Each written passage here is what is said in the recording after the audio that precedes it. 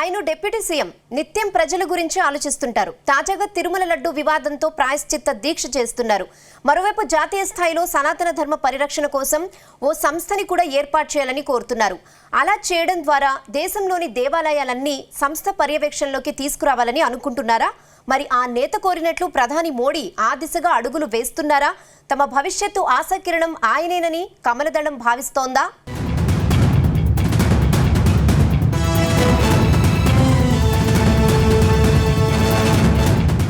Andhra Pradesh deputy CM Pawan Kalyan ఓ ప్రభంజనం.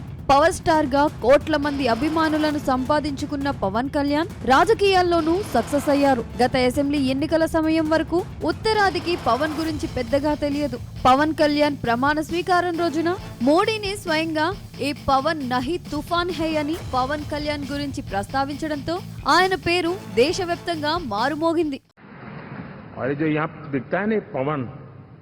ये पवन नहीं आंधी है।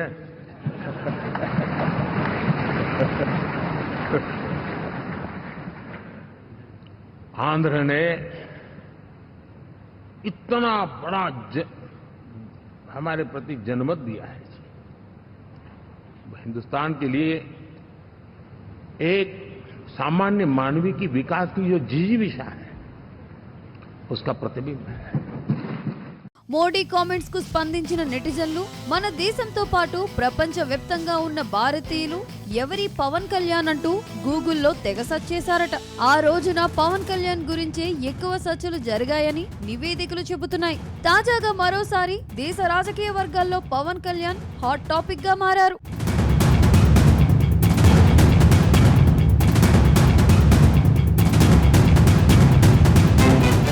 ఇక తిరుమల పుణ్యక్షేత్రంలో యావత్ హిందువులకు పుణ్యమైన స్థలం. కలియుగ ప్రత్యక్ష దైవం శ్రీ వెంకటేశ్వర స్వామిని దర్శించుకునేందుకు నిత్యం లక్షలాది మంది తిరుమలకు వస్తుంటారు. అక్కడ దొరికే లడ్డూను మహాప్రసాదంగా స్వీకరిస్తారు. తిరుమల లడ్డూ అంటే చాలు భక్తులు ఎంతో ఇష్టంగా తింటారు. అలాంటి లడ్డూలో జంతువుల కొవ్వును కలుపుతున్నారని సీఎం చంద్రబాబు ప్రకటించడం యావత్ హిందువులను షాకుకు గురి చేసింది. తిరుమల శ్రీవారి లడ్డూ తయారీలో స్వచ్ఛమైన నెయ్యిని వాడుతారు. కానీ గత వైసీపీ ప్రభుత్వం అలా చేయకుండా జంతువుల కొవ్వును శ్రీవారి లడ్డూ తయారీకి ఉపయోగించిందని సీఎం చంద్రబాబు స్వయంగా చెప్పడంతో హిందూ సంఘాలు ఒక్కసారిగా బగ్గుమన్నాయి. తిరుమల లడ్డు కూడా నాసి రకం. నాకైతే ఆశ్చర్యం వేస్తుంది. ఎన్ని కంప్లైంట్ చేసినా కడాన వెంకటేశ్వర స్వామి పవిత్రతను దెబ్బతీశారు. ఎన్నోసార్లు చెప్పాం. అక్కడ ఎంత దుర్మార్గంగా ప్రయత్నం చేశారంటే అంత దుర్మార్గంగా ప్రవర్తించారు. కడాన అన్న దానంలో క్వాలిటీ ఆఫ్ ఫుడ్ లేకుండా చేశారు. దేవుని దగ్గర పెట్టే ప్రసాదం అపవిత్రం చేసే విధంగా ఓసారి బాధేస్తుంది. నాసి రకమైన ఇంగ్రీడియంట్సే కాకుండా ఎనిమల్ ఫ్యాట్ కూడా వాడారని. అయితే జూలైలో ల్యాబ్ రిపోర్ట్స్ వస్తే దానిని సెప్టెంబర్లో ఎందుకు బయట పెట్టాల్సి వచ్చిందనే చర్చ కూడా జరుగుతుంది.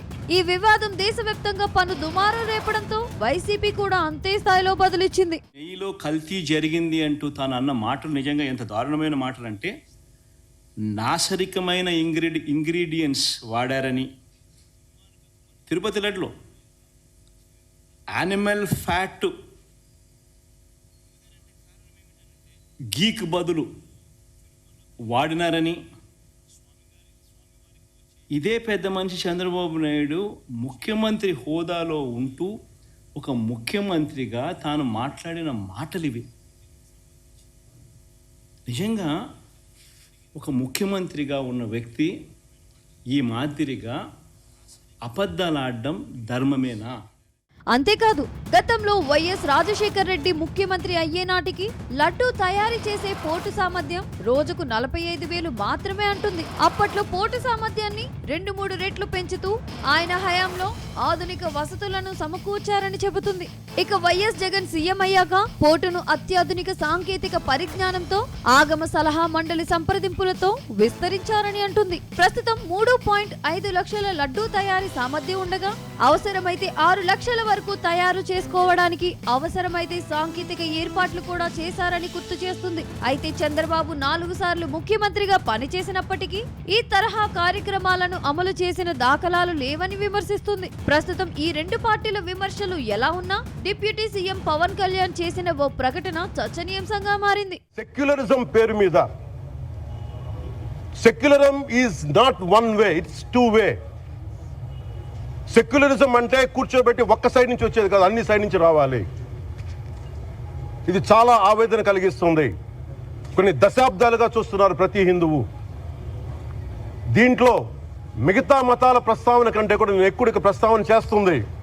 హిందూ ధర్మాన్ని పాటించి వాళ్ళు వ్యక్తిగతంగా పాటించి బయటకు వచ్చేటప్పటికి మీడియా వారి కోసమో లేదంటే ఇంకొంత ఎవరైనా సాటిస్ఫై చేయడం కోసం తెలియదు, కానీ సాటి హిందువులు తోటి హిందువులను తిడతా ఉన్నారు. ఇది చాలా ఆక్షేపణీయం. సనాతన ధర్మం మీద పోరాటం చేయాలని నన్ను ఆపేవాళ్ళు ఎవరు లేరు ఈ దేశంలో, గుర్తుపెట్టుకోండి. నేను కనుక సనాతన ధర్మం కోసం నేను పోరాటం చేస్తే చచ్చిపోవడానికి సిద్ధం. నేను దేశంలో సనాతన ధర్మం కాపాడేందుకు పవన్ కళ్యాణ్ చేసిన ప్రకటనపై దేశవ్యాప్తంగా చర్చ జరుగుతుంది. జాతీయ స్థాయిలో సనాతన ధర్మ పరిరక్షణ కోసం ఒక సంస్థని ఏర్పాటు చేసి దేశంలోని అన్ని దేవాలయాలని ఆ సంస్థ పర్యవేక్షణలోకి తీసుకురావాలన్నారు జనసేనాని. తాజాగా పవన్ కళ్యాణ్ కామెంట్స్ తో దేశంలో ఉన్న అన్ని ప్రాంతీయ పార్టీలకు సెగ తగిలినట్టే కనిపిస్తుంది. ఒకవేళ పవన్ కళ్యాణ్ కోరినట్లు ప్రధాని మోడీ, అమిత్ షా అదే దిశగా అడుగులు వేస్తే బీజేపీ మరింత బలపడే ప్రమాదం ఉందని ఆ పార్టీలు టెన్షన్ పడుతున్నాయట. అందుకే పవన్ కామెంట్స్ పై తెగ చర్చిస్తున్నట్టు ప్రచారం జరుగుతుంది.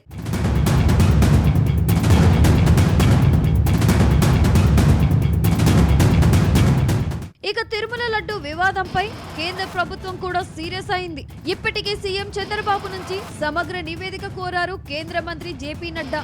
ఇక ప్రకాష్ రాజ్ అయితే పవన్ కి ఒక విజ్ఞప్తి చేశారు. ప్రభుత్వమే విచారణ చేసి దోషులను అరెస్టు చేస్తే పోయేదానికి దేశానికి కలిపి ప్రత్యేకంగా కొత్త సంస్థ ఎందుకు అని వాపోయాడు. మరోవైపు ఎందుకొచ్చిన గోలా అని అనుకున్నారో ఏమో, కర్ణాటక ప్రభుత్వం రాష్ట్రంలోని అన్ని దేవాలయాల్లోని నందిని నెయ్యినే వాడాలని ఆదేశాలు జారీ చేసింది. మొత్తంగా పవన్ కళ్యాణ్ ప్రకటన ప్రస్తుతం దేశ రాజకీయాలను షేక్ చేస్తుందనే టాక్ వినిపిస్తుంది.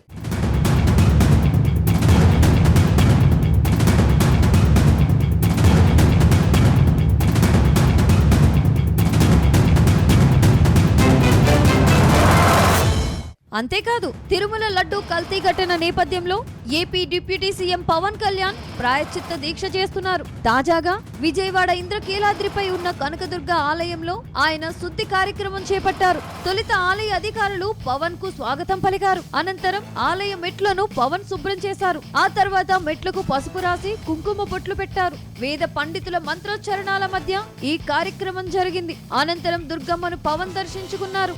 ఉప ముఖ్యమంత్రి పవన్ కళ్యాణ్ వెంట ఎంపీలు కేసినేని చిన్ని, బాలశౌరి, ఎమ్మెల్సీ హరిప్రసాద్ తదితరులు ఉన్నారు. ప్రాయశ్చిత్త దీక్ష విరమించేందుకు పవన్ అక్టోబర్ 1న తిరుపతి నుంచి అలిపిరి మెట్ల మార్గంలో తిరుమలకు నడుచుకుంటూ వెళ్తానన్నారు.